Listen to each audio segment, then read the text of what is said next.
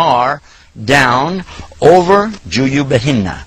And what is juyubihinna? This is their chest area, so that they don't show any of the cleavage. So the idea here, and Allah is telling that in front of certain men who are not your fathers, not your brothers, not your husbands, not your sons, etc., these men, you guard your adornments and guard your modesty. And this is how to do it. And Allah has told you. This is the verse that explains that. Oh, mashallah. And it helps people to understand. What happened later was, the one who was doing the program for the Muslim Students Association told me, he said, you know who that woman was that came in here? I said, I don't know. He said, that was my professor. And he said, now when I go back to class, I'm afraid she's going to give me an F. I said, well, I don't know what to tell you. She asked a question, we gave her the answer. Later on, I asked him about the professor, and he said, you know what happened? In fact, she gave me a very good grade, and she was impressed with the way that we gave her the answer. She liked it. And this is what it should be. The people don't have to accept Islam. That's up to them. But we have to present the answer in a way they can understand it. And that's basically what we're trying to do here. We're not saying that these are the answers which will cause people to go to Islam. No. What we're saying that these are the answers that give them the understanding of the meaning of the response to their question in their language, in simple terms. That's the best we can do. There is one other thing that you can add to this. After you've presented Islam to the best of your ability, you should ask them, are you now prepared to begin to worship your Creator, your Sustainer, without partners? And if they say, well, yeah, then begin to talk to them about the Shahada. And what is the Shahada? The Shahada basically is to bear witness in open testimony. There really is only one God, and He has no partners. And that all of our worship and our love and our devotion is for Him and Him alone. And that He has no associates of any kind.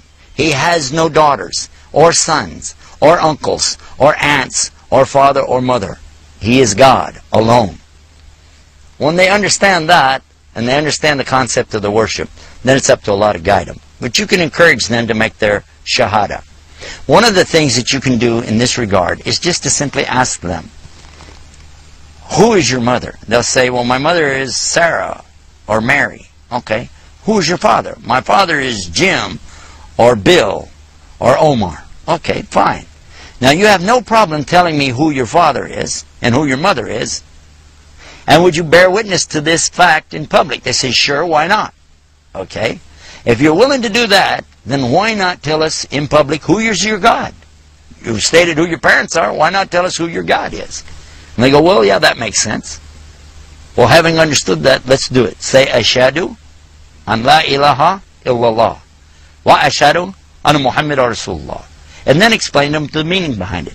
I bear witness and open testimony. There's none worthy to be worshipped except the one true God, Allah.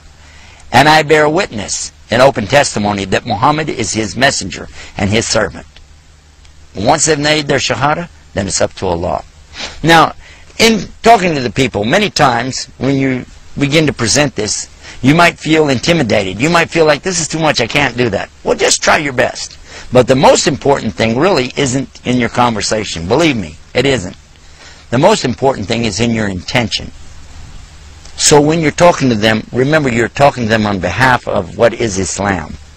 And you're trying to lift up this fog and remove the confusion and make it clear for them what Islam is really teaching and what it's all about. When you do that, there's one more little final point. Get up in the night, in the middle of the night, and make wudu. Wash yourself up. And then set out your prayer rug in front of you and pray 2 rak'ah and pray for these people in the camel layl. And ask Allah to guide them. Because whoever Allah guides, nobody will misguide them. But whoever Allah misguides, they'll never be guided. So that's the simple way to wrap up this part of our program on the subject of lifting the fog. Let's all work together to lift this fog. Inshallah. Assalamu alaikum wa rahmatullahi wa barakatuh.